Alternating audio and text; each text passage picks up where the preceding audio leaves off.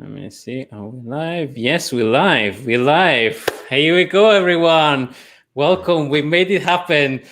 3 continents, 4 podcasts, 1 live stream. We almost all together here. You know, COVID and COVID job take a hit on one of our guests, but we are all here, all the podcasts here. So Ron couldn't make it today, but we have the major podcast here. So for the audience, I'd like to thank everybody for listening to the various podcasts. We try to bring in, you know, the best of the best in terms of cybersecurity podcasts that we have worldwide. So I want to do a round of introductions. So I'm Francesco Cipollone. I'm the host of the Cybersecurity and Cloud podcast and your host for today. And I want to introduce Chris of the Hacker Valley Studio. Yeah, Chris Cochran, one half of the Hacker Valley Studio podcast. Super excited to be here today. Allan Alford, host of the Cyber Ranch podcast. I'm a cowboy who rides alone, so no other half. That was the most in my line, Allan. Ashis, when are we going to see your hat? I know. I think at the moment this would do for the moment, but that's the. His hair is too perfect for a hat. He doesn't need a hat. It's perfect. His beard's perfect. He's always perfect. I know. This is the younger self wearing a hat, by the way, if you guys are wondering. That's my younger self when I was pre-COVID. But thanks for having me over here, Francesco. Always a pleasure talking to you as well. I am the host of Cloud Security Podcast. The only half. I guess so. There is no other is on the half. That's me. Yeah.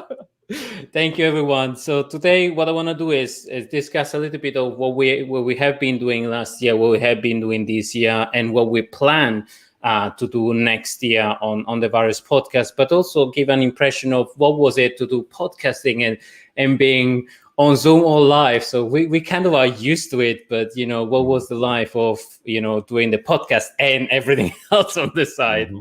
And I think what you guys have seen and what you haven't seen. So from my perspective, I think for me and from the Cybersecurity and Cloud podcast was a big change, because we went from a mentoring Monday that Allan has been on the previous season.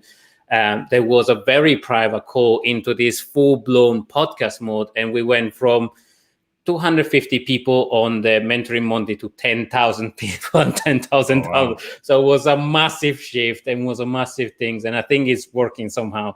And we try and still to orient. So, you know, guys, I love to talk about everything cyber. And I think sometimes it can be overwhelming, because in this season we talk about, you know, social engineering, threat intelligence, cloud, and a lot of application security for very well-known reason that I am in that field and I'm doing that day in and day out. But I think in next season, we're going to be much more focused on cloud and application security. That's going to be our major stream, because I think the two elements are converging. I don't know if you guys have seen it, but I start seeing more and more people start thinking AppSec and CloudSec to be almost the same thing. What you guys... Yeah, and what's your plan? Definitely. What's your guys' plan, and how you been doing this year, and what you're planning for next year? Chris, you want to give it a go? Yeah, sure. So this past year has been crazy, and I'm sure I don't have to tell it to anybody. But we just continue to put out content. In the beginning of COVID, we wanted to double up content just to give some content for people to look forward to. And then we just kept creating and tuning and experimenting. And we came out with Hacker Valley Blue, and then we did Hacker Valley Red, which are seasons. The second season of Hacker Valley Blue is coming out next month. And it's going to be, the theme is Know Thyself. So everything from asset management to understanding your security stack, to understanding your security posture, understanding the business. So really across the board of understanding what your orientation is in cybersecurity. And of course, Hacker Valley Red is always focused on the offensive side of cyber. But yeah, we just continue to grow. We brought on Allan as part of the Hacker Valley family. We just continue to do things that we think are in the best interest of the community, trying to put good quality content out there. And really the sky is the limit. We're up, I don't know if anybody knows this, but we're up for a Webby this year, which they say is the Oscars for the internet. beyond humbled by that, and can't believe we're even in the running. We're up against some big names. We're up against MIT. We're up against Wait What. We're up against what's the other one? The one that's winning. Get Wired, Wired Magazine. We're up against them. So we might not win the popular choice, but hopefully we win the judge's decision. So looking forward to that. Well done, Chris. Allan, how about you? How did you feel the switch? Yeah. So for me, those who don't know, I was co-host of another show for 2 years. And I was partnered with a gentleman who's a really talented media guy, and he brought me in to be the talent, so to speak. And we would interview another CISO. It was a 3-person format. And I decided it was time to break out and go out on my own, and to be the host and the producer and the guest and the talent and whatever, everything but the guest, I should say. So it's proven to be a daunting thing. I'm spending an awful lot of time early mornings before work, editing shows, doing rough cuts, lining up guests, sending emails. There's a lot of work goes into it for sure, but it's a labor of love. I've been absolutely enjoying it. The show is only, 2 months old, and I've already got, what do I have here? Like 8,000 listens in 2 months or something crazy like that. Yeah, amazing. So really it's been real popular, real going and growing, and I'm still getting a feel for the format, right? Obviously there's a bit of a Texas flair to it, but it's all topics cyber. I'm trying to pick up CISOs and other high-level practitioners for the most part, but also people that can bring whole new twists on it. Like Kelly Shortridge came on and talked about behavioral economics and how it relates to cyber, like completely, tangential conversation from the usual cyber conversation. So we're still feeling our way through the content, working on different ideas, but partnering with Chris and Ron over at Hacker Valley has been an absolute godsend. They've been such a help, and it's going well, man. I'm happy with it. A family of podcasts and a podcast of families. I love that. Ashis, you've been exploding this year. Tell us more. Sure. Well, I guess I've kind of gone the other path because I guess I'm the only video podcast over here. So I guess you do it a bit of it, Francesco. You do the video podcast as well, a bit of it. But I think for me, the big change came in when Clubhouse launched for me. That allowed me to kind of give an avenue for people to dial into the show, which was, I guess, one of the experiments that I ran, and that got a massive positive response. I guess both at Clubhouse and outside of Clubhouse, just really good. And it kind of made me realize that actually there is no limit to the number of experimentation you can do as well. You it's just the amount of creativity you can come up with. To, I think, Allan, your point as well, you're like, it's always, you feel like you found the format, but you're like, oh, I can do a bit more. I can do a bit more, and you keep going. So I feel like that. I feel like say that for all of us, we definitely keep looking for that. Hey, how else do I make this interesting? And I feel like we've gone on that journey for a whole year, and we've kind of gone down to the path now. We have a book club series, which ranked like top 100 in Australia technology space, which is pretty awesome for us personally. And I think the support that's come in on the community, because something that a lot of people, at least the guests who have come on the show, have told us is the fact that every time they come on the show, they get like a massive, like almost like a feedback straight after. And I feel it's been really lucky to kind of have an audience that would last the entire live stream, keep asking questions and make it feel like, oh my God, there's actually someone watching this. And I think that's been really good, because I remember the first time I started doing live stream, the question I would get from guests is like, is anybody even watching your stream? And I used to be like a bit embarrassed, but now I can tell them, yes, I know for sure. My cousin and like his 6 friends. months. Yeah, we got a couple people watching you. That's right. All my best friends are watching. Right. No, nice. And these are just a stream on YouTube, are not multi-streaming, but we have also people on LinkedIn. That, of course, is my biggest family. And yeah, as Ashis was saying, it's like we are experimenting, and this is another experiment of increasing popularity. But it's been probably a month worth of planning for this session. Synchronizing, finding the time. I mean, people see the output of a podcast, but they don't see all the labor that goes in there, all the thinking, experimentation. So maybe tell us a little bit of behind the scene, Chris. What is the thought process between you and Ron on choosing the guests and how to maximize the audience, or how to keep the audience engaged? I wish I had some like secret magic formula that I could be like, if you want to have a successful podcast, this is what you need to do. But I've been really fortunate. I was super fortunate when Ron and I hopped on the mics the very first time, and we instantly had a flow. Even though the very first episode is not all that great, you could tell we had an instant back and forth, and it's just continued from there. And from getting guests and the guests get bigger, it seems, the stories get more interesting, just over time, just tweaking and tuning, and things just kind of come together. But it is a tremendous amount of work. Obviously, most of us we're running businesses, we have full-time jobs, but we do this in addition to, and it takes a lot of time. It takes a lot of time to put out a quality product. And, it's like Allan was saying, it's a labor of love. We would never stop. I quite often say that I wake up in the morning thinking about podcasting, and that's usually what I do when I go to sleep, because I want to continue to put out and make an impact. Because as cybersecurity practitioners, we're always thinking about scale. How do I scale my program? How do I scale my people? How do I scale my technology? And so we're constantly thinking about how do we scale our impact on the world, on our community, on cybersecurity. And that's by putting out the best possible content and bringing the value to those folks. And so that's what we just focus on, and that's how we've grown. And I wouldn't have it any other way. I love how hard it is. And a lot of people talk about, I want to be a podcaster, and then they start and they see First how much 5 work. episodes. Exactly. A pod fade happens within 7 episodes or so. It's a hard gig. It's a hard gig. You think you just hop on the mics and then send it off and it's good and gravy. Yeah, but no, there's a lot of work that goes into it.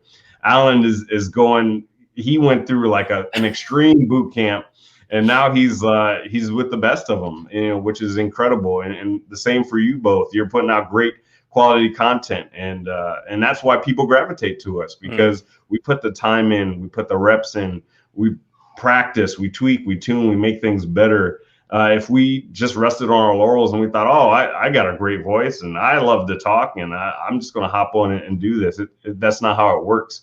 But we constantly think about the other people. We think about the people that are listening and what the information that they need to do their jobs, to live their life and get better.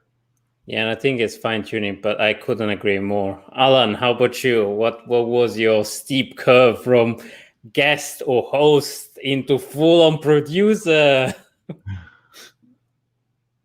You're on mute. Talking about technology challenges. Yeah. Awesome. There you go. Every show you got to have that one guy.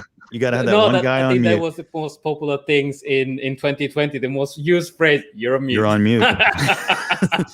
Yep. So I'm a CISO and I'm data driven, right? So one thing I've been really doing is trying to be data driven in running this show. And I am constantly, Chris will tell you, like to the point where I'm a neurotic idiot. I am in my stats every day, analyzing my stuff, looking at, who listened to what, which shows are most popular, starting to trend and theme and all this kind of stuff. With the guests, it's an interesting format. We want it to be a live and lively conversation, but at the same time, I don't want it to just be a free form ramble, because I know I can ramble. So Chris is laughing. So what I've done is I've come up with a model where we agree to some topics ahead of time, bounce them back and forth behind the scenes, but then we sort of go live around those topics. And I found that to be the right balance. So that took forever to strike that balance. And then there's the content of the show. I'm looking at my stats this very morning, and I'm learning that the technical topics seem to be more popular than the more esoteric or the more leadership-oriented topics. And that's giving me pause for kind of how I had my roadmap done. And the other thing I'm doing, again, back to data-driven, is I've jumped on LinkedIn and thrown polls out there and said, hey, all of you who listen to the show, I got this thing over here that I do. Do you like that thing? Yes or no? And I get back feedback. And the last one was one of the things, trying to do the human element of my show, having the guests talk a little bit about their background and what they do in cyber today and how they got into cyber. And 85% of my audience said, yes, keep that in the show. And 15% said, no, don't. And I was like, all right, 85 wins. We're going to keep it in the show. So, data driven, man. I'm trying my best to apply my CISO skills to my podcast to make it successful. I love that. Ashish, how about you? You must have seen massively technical talk, and I love your technical talk. I mean, a lot of them, I've seen a lot of them. So first of all, amazing. Yeah, appreciate that, man. Appreciate, and I think kind of like Allan, initially when we started out the conversation, it's funny. When I'm listening to all of you, my first episode was literally December 2019, one of the guys started a podcast, was looking for a guest. He told me, hey, you talk normally. Do you want to come on my podcast? I'm like, what is this podcast thing you talk about? And that was my first interview. Basically, we interviewed each other. And that kind of shows you, like, I had no idea about this, kind of what Chris mentioned. You kind of like jump into this thinking, oh, this will be good. But I felt the pressure when people reached out to me and going, hey, when is the next episode coming out? I'm like, oh, okay. That was a thing. I have to do this. Oh, okay. Let me find someone. So I started, kind of what Allan is saying. In the morning, I'm reaching out to people. Hey, do you want to come on my show? It's a podcast. I don't know how else to explain this, but you can change whatever you want. I'm up for. So coming from there, I feel like matured quite a bit. I definitely gone down the path of understanding that, okay, I'm kind of like funny enough, I kind of realized, even though I'm a CISO or a tech company, I kind of lean more towards technology. I love being technical. I've always enjoyed technology, and cloud security was something that I just could not find enough content on. And I'm like, this is changing the world. Mm-hmm. Why is not anyone else talking about this? So that's why I started talking about it, and I guess people enjoyed it. Started getting messages for people, hey, love what you're doing, or what you're creating. So I think I used that response to, okay, so I think I probably am the right audience for my own podcast. Mm-hmm. I think because I feel if I find something as like, I enjoy this, somehow it definitely resonates. I think the first whole season, I did a whole year of it, was basically stuff that I want to learn about. And I kind of, everyone resonated with it. I'm like, but this is something that I want to learn. What do you mean you guys want to learn this as well? So I felt that has kind of been my data for, okay, clearly if I'm seeing a trend and if I'm curious and interested, that seems to get the audience as well. And the DMs that people send, because I've kind of made it a point when because I used to do men's fashion and social media before this. One of the things that I always took away from this was it's always the community that drives, that's what gives you success, and that's what gives you, I guess, any form of, I guess, value that what people talk about. So most of the topics that have come up in the show have been driven by people who've DM'd me, hey, I would love for you to talk about this. And like next month, I've got Kubernetes month, which I did not plan to be in coinciding with KubeCon, which is the biggest conference that they have. I was like, just happened to be. Yeah, and I'm like, I'm talking to people researching, like, have you heard of KubeCon? I'm like, what do you mean? It's this month, the same month as you're doing Kubernetes month. Like, oh, okay. Totally not jumping on hashtag KubeCon, but I would totally. And now you have to talk about it. Yeah, so, but I'm just, but that's one of the hacks I'm using to kind of get some of the other audience, I guess, if people are looking for hacks. Yeah. And I love what Ashis commented there. There's an undertone to what he said, which is passion, right? Mm-hmm. Have a topic that you're passionate about, and that passion is contagious, and the audience will get into it too. That's first thing I always ask guests is, what do you want to talk about? What are you into? And let's have a conversation about that, right? Right. Oh my God, yes. Yeah, and I think audience can feel that. I think if you are back on what Chris was saying, it's like why people keep on coming back to us, why people keep on listening to us. I think it's because we are, first of all, we're all practitioners, so we love what we do and we do what we love. And at the same time, we put an enormous amount of passion, because no sane person of mine will put this amount of work, like wake up in the morning thinking about the guest, going asleep and thinking about, I need to do this processing, or Sunday morning, that is usually when I do the post-processing time. It's like first thing in the morning, let's get the podcast done, let's broadcast out, and it's consistency. One thing I learned probably from Chris, it was, I wasn't very consistent at the very beginning, and I started being consistent, and that drove a lot of attention. And, Monday morning is CSCP, it's going to be there, it's there, sometimes I publish it even before, but it's that consistency, it's that passion, it's that showing up and, and not quitting after 5 episodes. We used to challenge each other. Remember, we used to always do crazy challenges and push each other forward. I love that type of friendly competition. I'm going to throw a question in there. How much time have people spent post-processing a podcast episode? What's the longest time you've spent? Anyone can go first. I think 2 hours. So the best I managed to, now I have somebody taking care of my post-processing, and I average half an hour per episode. So I perfected half an hour per episode from, getting edits and not recording it, but getting, ready to publish it with all the marketing as well. So half an hour. But the worst probably was one episode where I had to cut out and a lot of background noise. And I think it took me 4 hours of just the post-processing. How about you, Allan? I've crossed the 4 hour mark, no problem. In the early days when I was first getting started, I was hypersensitive about everything I was doing. So it wasn't just the usual edits out the ums and the uhs and the whatever it might be. I was re-recording my bits like, I didn't say that well. And I was in the booth. I want to say I was in the booth probably grand total of probably about 6 hours on one show. And I finally realized like, this is not feasible. Like this is a 25 to 30 minute show and I'm editing for 6 hours. This is not good math. So I had to learn how to get better on the mic in the first place, how to be more confident and less desiring to edit my own stuff. And I did one last night in probably 45 minutes. Wow. Chris. That's pretty awesome.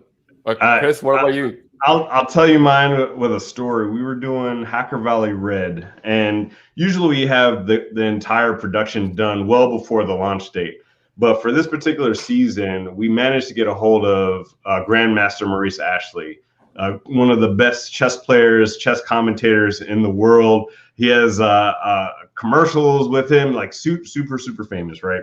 And I was like, we got to get this guy on the season, and he could only do it the day before we launched the season. Mm-hmm. And so we did it early that morning, and it sounded a little hot. It sounded like there was a little bit of clipping, but I was like, I'll just fix it in post. So we go through the episode, and I listen to it, and it sounds absolutely terrible. Like beyond terrible. I took the rest of the day off of work and I literally worked on this audio. Not only did I like try to fix it myself through editing, I sent it to several different people who are experts in sound editing and sound engineering. They couldn't fix it. I downloaded applications that said they could fix it. I worked on this thing for no lie 10 hours. I was up until maybe 11 o'clock, and I just called it. I was like, we can't launch the episode like this. And so I wrote him. I said, Maurice Ashley, I appreciate the time today, but the audio is just not salvageable. Would you be able to re-record in the morning? And so luckily he said, absolutely, I'll do it. And I was like, thank you so much. We re-record in the morning. I turn around the editing in about 35 minutes. Wow. Submitted it, got it launched. It pushed to all the platforms. And so we got the entire season out on time. And that's the episode that we submitted to the Webbies and why we're nominated. Wow, nice. Love the story. that shows the passion. That shows how much work there is behind. But I think I love the fact that you say, no, this can't be fixed. They need to be re-recorded. Mm-hmm. And that's I think a lesson that we all learn, that, get the voice on the mic in a proper way. Make sure that your guest talks in a proper way. And I love doing podcasts with other podcasters because we know perfectly you're not jumping on each other. We give each other space. We talk with a proper mic, and post-production is a breeze. So I'm expecting this episode to be the easiest one we're going to do. No pressure, guys. No pressure. And I love how Ashis just take the lead and it's like, I'm going to ask the question, man. I see that you're a true podcaster, can't stay still. Nice. Oh, no, I'm just curious. Considering we have all the podcasters here, it kind of made sense to share some pain stories, especially for people listening in, thinking, to Chris's point earlier, that podcasting is not for everyone.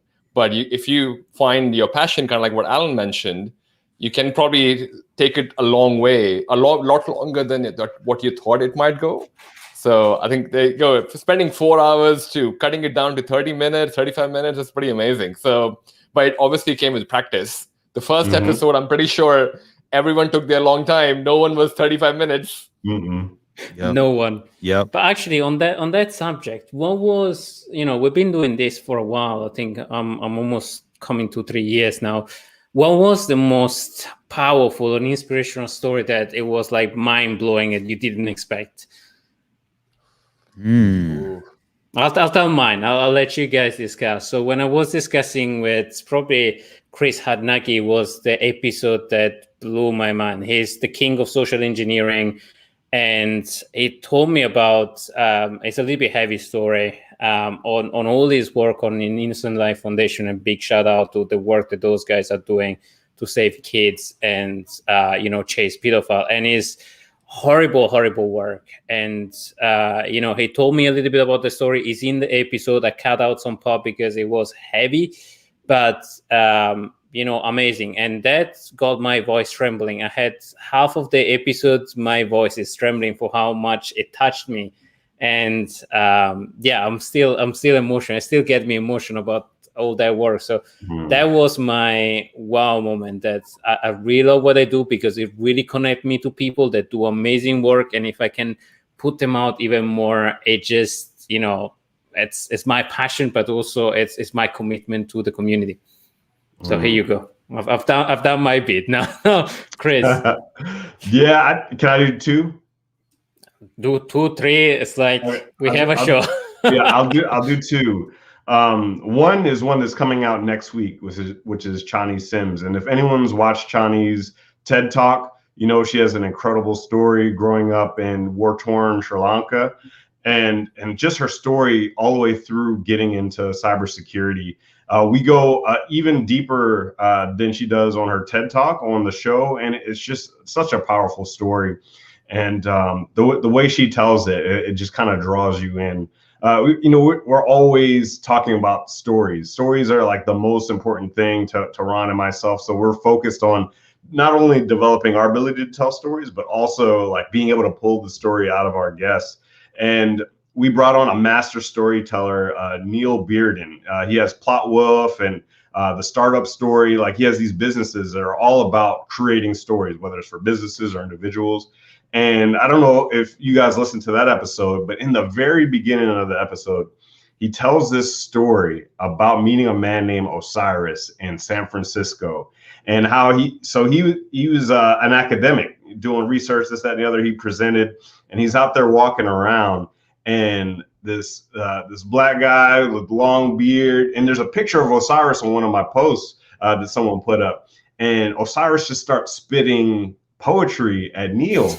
And so he hangs out with Neil, Neil and Osiris hang out all day long. And Osiris gives him some poetry. He's like, "Hey, this one's for you, young man." And he takes it with him, and he loses the poem. And he goes back to like his convention, and he's sitting down with his colleagues. And his colleague goes, where were you last night? But I didn't see you at the function. And he's like, "Oh, I met this guy. He was doing poetry." And he was like, "Well, you should have been here last night." And it was like that moment that changed his life forever. He was like, "I want to tell stories. I want to write poetry. I want to cultivate that human-centric skill of storytelling." And it completely changed his life. And his stories like that I just find absolutely incredible. And just being able to have a platform to host those types of stories is unbelievable. Allan, how about you? Amazing story, Chris, by the way. Yeah, I just did a show on WISIS, Women in Cybersecurity, and met with their executive director and the woman who runs their Assistance for Veterans program. And I was floored by the veteran stories. You talk about trembling voice and moved. Like, it was insane to me how people who choose to serve their country and work in the military and then want to break out and get into cyber, how they've been jerked around, left on the cutting room floor, haven't gotten the opportunities they need. And suddenly here's somebody with a very personal and very direct and personal passion. Her own story, Martha's story, was incredibly personal as to why she's motivated to do this. And here she is overcoming those challenges and helping them overcome those challenges. It was really powerful. Wow. No, shout out. It gets me emotional, and I love those stories. I love the fact that, if I can get one of those stories out that can inspire people, can realize or can make them realize how difficult somebody else's life is, and being, kind to each other, because sometimes in our industry, it's like we get the S out of every part of the business, and sometimes having them realizing how hard it is to get where we are, or how much we've gone through, or how much other people have gone through, make them, more understanding. Ashish, after you. Funny enough, I've actually got 2 stories as well. One, obviously, was from a guest perspective. I loved my conversation with Kelsey Hightower from Google Cloud. This guy is on another level. Like I've spoken to everyone this person has spoken to, everyone has been touched. And not from a technical perspective, right? This guy could be preaching for all he cares. So I would definitely ask people to check him out, because irrespective of his technical background, if you listen to this guy talk, he's definitely from another planet. Let's just say that way. So he's the reason I am doing Kubernetes month next month. Like he inspired me that much to he made me believe Kubernetes could be the next thing. And I'm like, if this guy is saying it, and then I found this whole community that I was not introduced to, and everyone's a fan of Kelsey Hightower. And I'm like, okay, anyway, that was one. The LinkedIn CISO was the other, where this guy is so humble. I'm sure Allan would have, I think you guys are in the same circle as well. Such a humble guy. I was blown away by those interviews. But the second moment that I want to talk about is when a father reached out to me for his, sounds funny, 10-year-old son who has read the Web Application Hackers Handbook twice. Wow. And he's been studying at home, and he wanted me to help guide his son become a cybersecurity person. I'm like, how old is your son again? He's like 10 years old. He's gone through Web Application Hackers Handbook twice. I'm like, wow. I mean, that was the time I felt pressure that I am contributing into like this. But so it's a concept which is totally unknown for me. I was asking people who have, I don't have kids at the moment, and I'm asking other people, hey, what do you tell a 10-year-old? How do you explain cybersecurity to a 10-year-old person? Especially as someone who has learned or have you gone through Web Application Hackers Handbook. That to me has been the other wow moment for me, where I guess the podcast has given voice for that, and people trust me with it. I think that definitely has blown me away as well. So those are two of my moments I still cherish. Nice. No, and I think that's what also motivates us to keep on doing what we do, because we learn from, I personally learn from every episode I'm on, from a personal growth perspective, from a professional life perspective, and from a network perspective. That's how we met each other through podcasts, actually. Right. Yep. So there you go. It's the secret, right? It's the secret that most folks, you talk about being humble, right? Like, you get a reputation as a podcaster as the guy who knows the stuff, right? And the reality is, I don't know anyway. No, we're just we actually are good at asking questions, because we don't know half of the stuff we're talking about. Before the show, I'm doing tons and tons of research to make sure my questions aren't stupid. And then I'm leaning on this guest who's walked into my life and is an expert in some area and field. And I'm literally taking notes. Like, as I'm listening to my own show, I'm like, oh, I didn't know you could do that. Yeah. and it's amazing. The opportunity to learn from being a podcaster is so much greater than the opportunity to teach being a podcaster. For me, that's the case. Mm-hmm. So note for everybody, start a podcast to sound smart. Chris, how about you? What will be the key things that you got from podcasting or from all this experience, aside from the personal stories? I feel like it's a cheat code. It really is, when it comes to learning, whether it's cybersecurity, life stuff.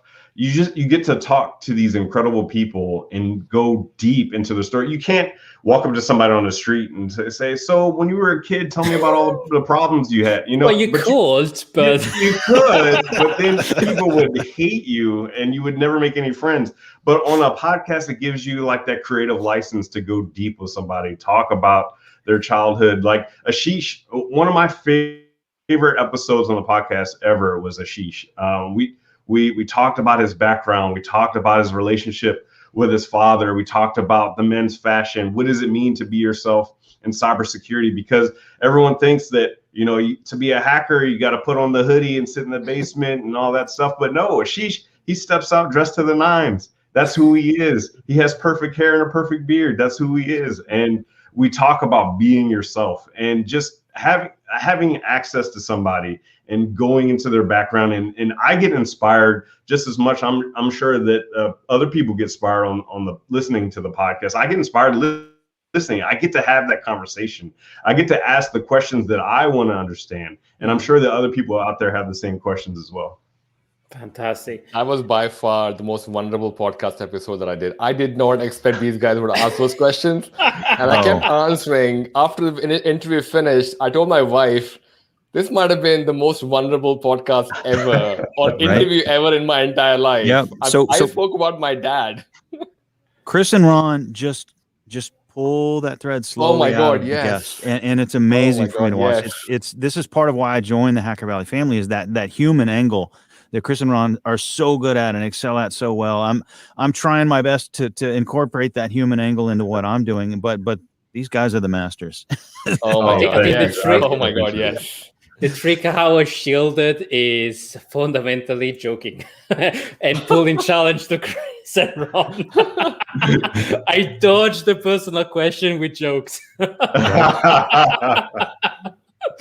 No, but it's amazing, and I love this conversation. I just can't keep on having enough. And maybe on twisting it and shifting it maybe towards next year, what would you want to see in your own podcast next year? Which one would be the big guest, or what would be the wow moment that you want to see in your for next year? Ashish, you wanna give it a go? I want to let a secret out that I might have I'm trying to get the Prime Minister of Australia. Okay. No ambitions here. Yes, no ambitions here. I know he's recent. He's the ex-Prime Minister. So I guess the president in the US, the equivalent is Prime Minister of Australia. And I'm after the last Prime Minister of Australia, who just finished his term. He has started investing in cybersecurity in Australia. So he's heavily investing in that space. So if he's watching, I would love to have him. I've been trying to get his EA for some time, and I need to get data books in time in it. That would be, because I want to ask why cybersecurity has become his focus for this year. He's always been backing technology, and his name is Malcolm Turnbull. So if he comes in, I would. I've been hounding his EA, so I hope she doesn't mind me hounding her. But she's been very super responsive, so she's good. Yeah, so that would be one guest that I would love to have, because I think that's, if for me personally, there's a technical angle and there is a business angle as well to cybersecurity that is not spoken about enough. Like we speak about, I guess, what sales could look like, what vendorship is like, but no one talks about the actual business side of cybersecurity. Like, why do people sign up and say, yes, I want a solution, whatever it may be, firewall, CSPM, whatever you throw it in there. And how does that business work? Like, cybersecurity has people who have moved from cybersecurity practitioners into business people. I would love to cover some of that story. So that's why Malcolm Turnbull, and anyone else who's probably in that same space as well, who's kind of gone to the business side and can come and talk about what does it take to start a business in cybersecurity. I can talk it for days, believe me. Painful enough. Yeah, I definitely have you. I'll have you for the third time as well, man. I've already had you twice. Yeah, we do a lot of business on my show too. There you go. Yeah, we touch on the business topics on my show for sure. Oh my God! Yes. Sorry, go on. No, I think any person from cyber that goes into more executive perspective or closer, if you are cyber and pure cyber, either you are scripting day in and day out, but you still need to have that business awareness. That's why I think our profession is a little bit challenging. But Allan, you were saying? Yeah, so my guest, my target guest, and this is funny. So I'm on an advisory board for a company, security company, cybersecurity company, and Steve Katz is also on that board. And for those who don't know, Steve Katz is the very first CISO ever on planet Earth. He was the gentleman for whom the CISO title was invented. And he's been on a million things. And every time he's interviewed, they always want to talk about, so you were the first CISO. And I haven't approached him yet because I haven't come up with my topic yet, but I want to very much interview Steve Katz, not about being the first CISO. I want to interview him about the future. I want to hear what the future looks like for the guy who started it all for all of us. And I haven't quite crafted what that is yet. But as soon as I come up with a solid idea, you better believe I'm approaching him and going, please be on my show. Chris, your turn. So there are two like perfect guests that we want to bring on. And will we get one or both of them? Who knows? One is pretty public. Talk about it quite often, is Barack Obama. I would love to have a conversation with him, but who knows? We have some contacts in the government, but nothing solid just yet. And the other one, we actually talked about wanting her to be on the podcast. It had to have been one of the first episodes that we put out. And we said, hey, we want you to be on the podcast. But it's Brene Brown. I love Brene Brown. Just her ability to tell stories, talk about courage and talking about being in the arena. She's one of my idols just from living life standpoint and being a good family man and being a good business partner, being a good employee, like all of these different things, being a good leader. So I'd love to have Brene Brown. But for next year, I really don't know. I'm dumbfounded at what we've been able to accomplish this year. I can't even begin to even imagine where we're going to be at next year. No, that's amazing. And I think what we do and we find is that we want to bring our idol into the podcast because we are inspired by them, because we almost want to share them with the world, and that's how makes who we are. So from my perspective, I think I want to discuss about some crazy topic about how we're going to do cybersecurity in space.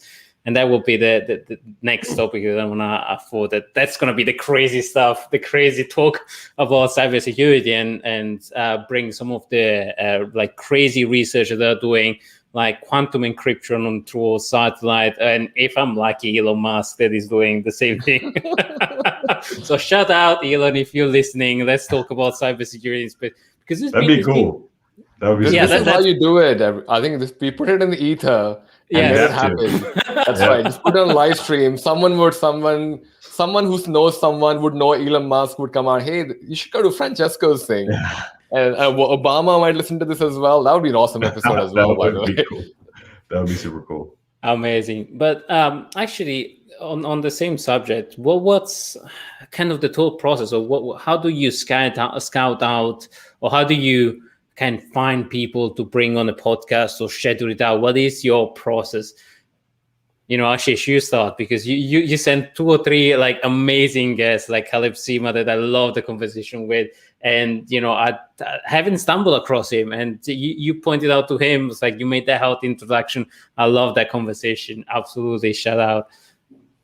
I'm glad it worked out as well. I think Caleb is an awesome guy as well, so shout out to him. He was one of the people that I was reading his blogs about when I was trying to get into cybersecurity. Not that he's too old, but he started quite young. Yeah, and he definitely inspired a lot of people back then. But I think for me, is it process of getting a guest, or is it process of what? Your thought process of how you select the guest, or how you think about the guest, or maybe you have a specific point in time on the week where you say, I'm going to sit down and I'm going to think, or out of the blue, a new person comes out. What is your process? Right. That's a great question, because first season, I'll be honest, was just me having my eyes and ears open for anyone who looks interesting.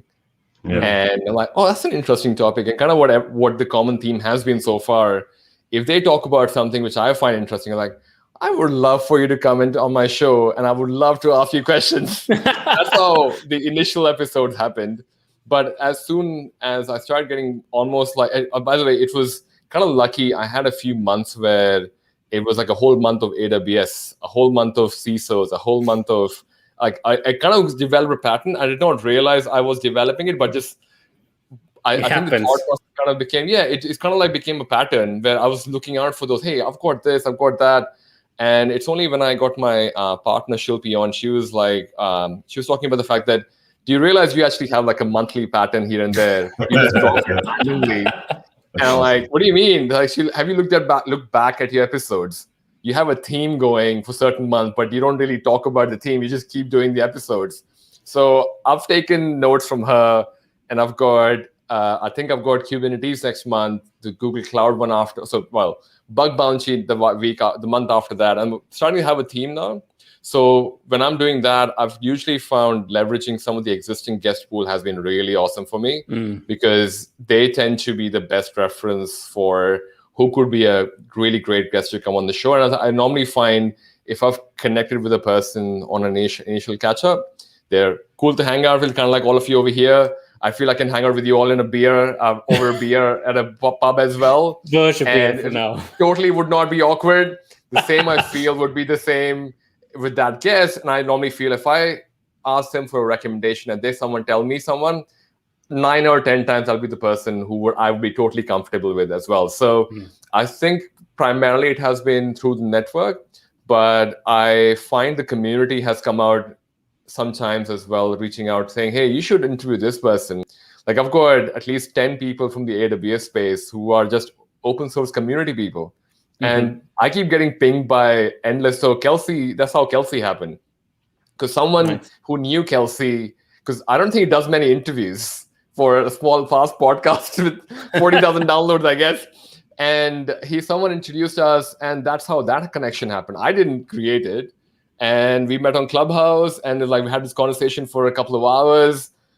I think him and I seemed to click, and that's how that episode happened. So for me, primarily has been community driven, and I definitely feel I'm blessed to have. By the way, shout out to Runli as well. She's on the comment section as well. So I've got people who kind of have been supportive quite a bit, and I do appreciate the support there because I think they want to grow with me, and I'm trying to grow with the podcast as everyone else is trying to do over here. We really do well asking questions and trying to learn through the people coming in. And the same feeling goes for the audience as well. It seems like they find us, I guess, emulating them. And when we don't ask the question that they want to ask, then they're like, hey, you haven't asked this question, so I'm going to ask this question now. And I love that about community because they could be so passionate about this same thing. For me, that's kind of been, I guess, a driving force. The community definitely lets me know. Love it. Allan, how about you? So if you look at the byline in my show, it's something about a diverse group of friends and experts. And thankfully for me, and you use the word blessed, Ashis, I'm blessed to have some really cool friends. I would argue that, and I've only been going since February. I would say 80% of my guests have been friends so far. Friends that I know are good at a thing and better at this particular thing than I am, or really passionate about this other thing, passionate about that thing. And I'll just reach out to them and say, would you pretty please come be on my show and do your thing? I've had a great amount of success with that. Now, obviously, I don't have an infinite number of friends, so I've also started branching out. And I've tried to find guests, again, who really have something of their own. It hasn't been released yet, but I don't know if anyone knows Accidental CISO on Twitter. Oh, the dude cracks me up. He cracks me up. I'm always reading his stuff. So I actually approached him on Twitter. I was like, dude, I don't need to know your real name. I don't need to know where you live. I don't need to know who you are or where you work. Let's just record a show. You'll be Accidental CISO on my show. And we even joked about we may be distorting his voice like they do on those witness, news segments. I love that. For the mafia. And we're going to have Accidental CISO on the show. And I was just like, this guy is so funny and so truthy. And because he's anonymous, he can lift the covers and tell the real story of being a CISO, And I was like, I want that guy on my show. And I got him. So it's going to be exciting. That's an episode coming up that's going to be absolutely fantastic. I'm so looking forward to that one. Love that. How about you, Chris? How do you go about it with Ron? 2 words: no shame. No shame at all. So luckily, we have so many friends in cybersecurity. So getting cybersecurity focused folks on the show is relatively easy. Some of the bigger names is a little more challenging. We have to, approach them and things like that.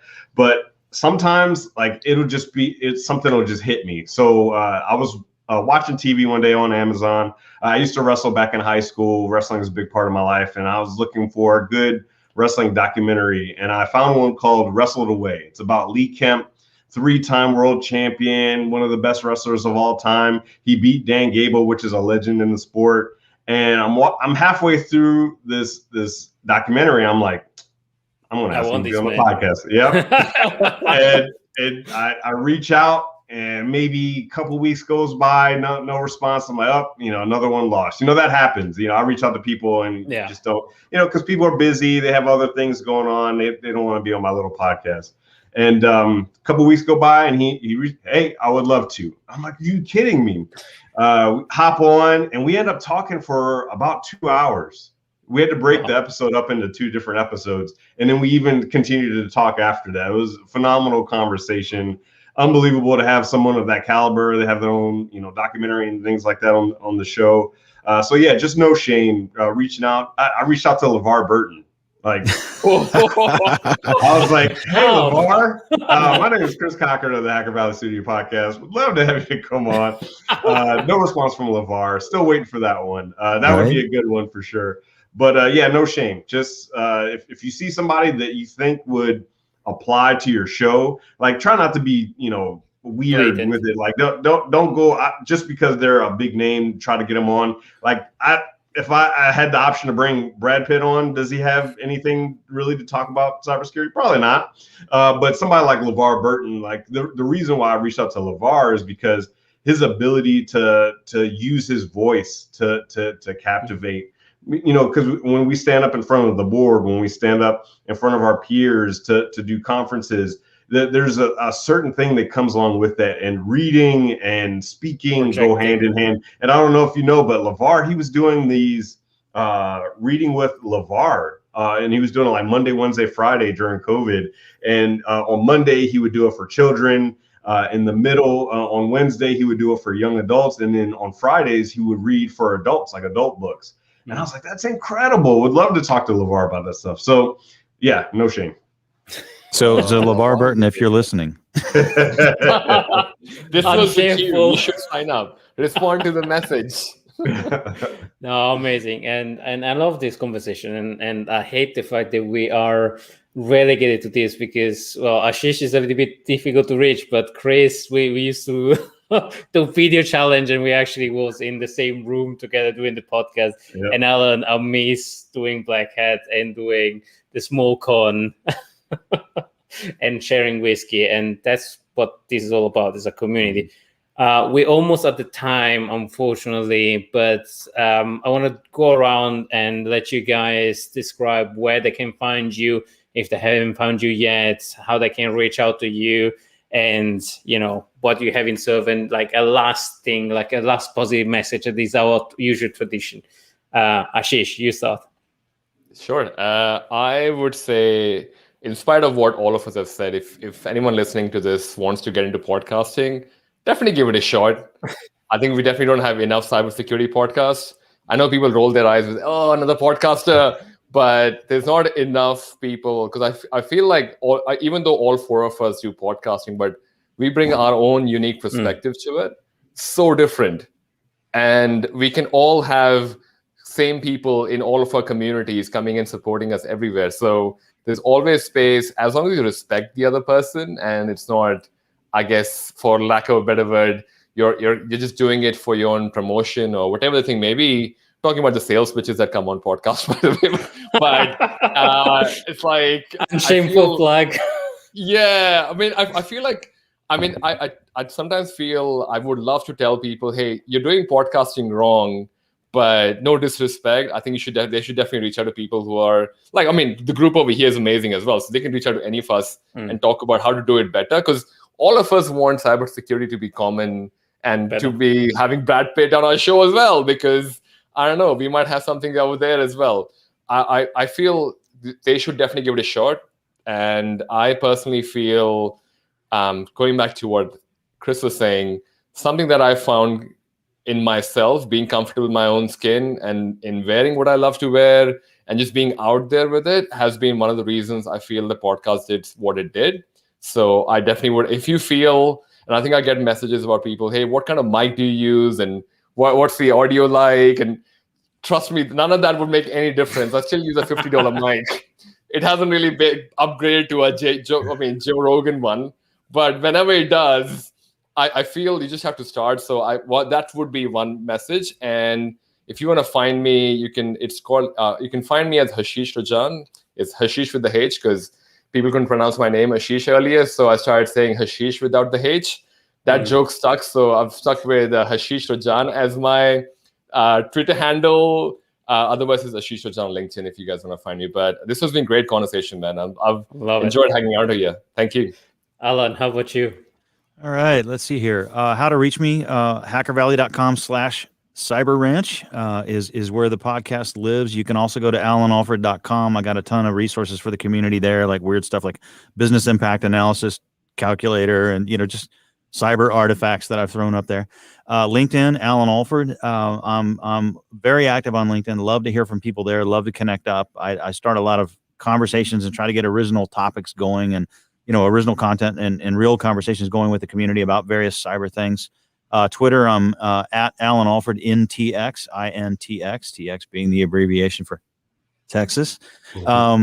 And I'll echo what Ashis said, man. Don't be afraid to start your own show. There's a song from a band called the Macons called "Blow Your Tuneless Trumpet," and the idea is, even if you think it's tuneless, man, get out there and play it. Do it. Somebody's going to enjoy listening to what you're producing.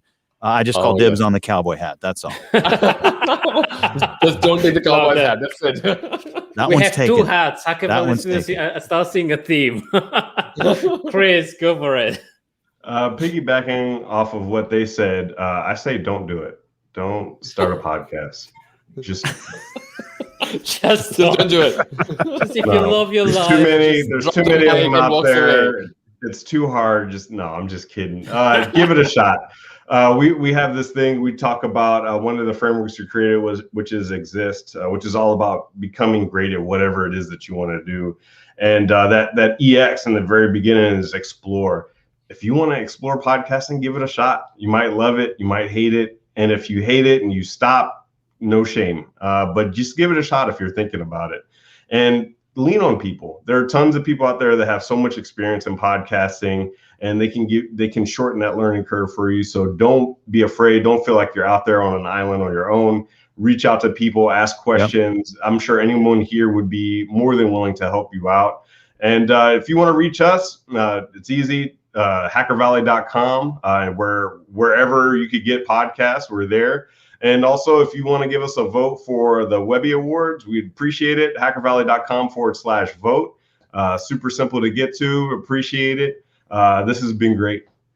I love it. I love this conversation. I want to do this all day long, but unfortunately we have a whole day job that unfortunately we have to still go back to. Maybe one day we make this as a full time. But this was your host, Francesco, Frank for friends, because I have the same problem of Ashish. Nobody can pronounce even my name, not even talking about my surname. So I am Frank Sec42 on Twitter.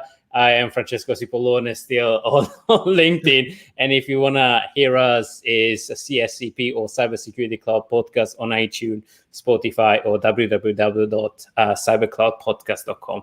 This was amazing, guys. I love this. And yeah, we are just at the hour. So, Allan, you want to say something? I got something for you. You ready? Okay, shoot.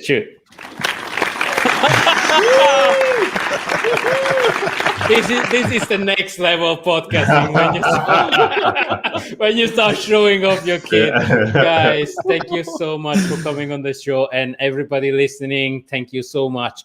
Go and listen to these guys. They're amazing. And Shameful Plug, come and listen to us as well.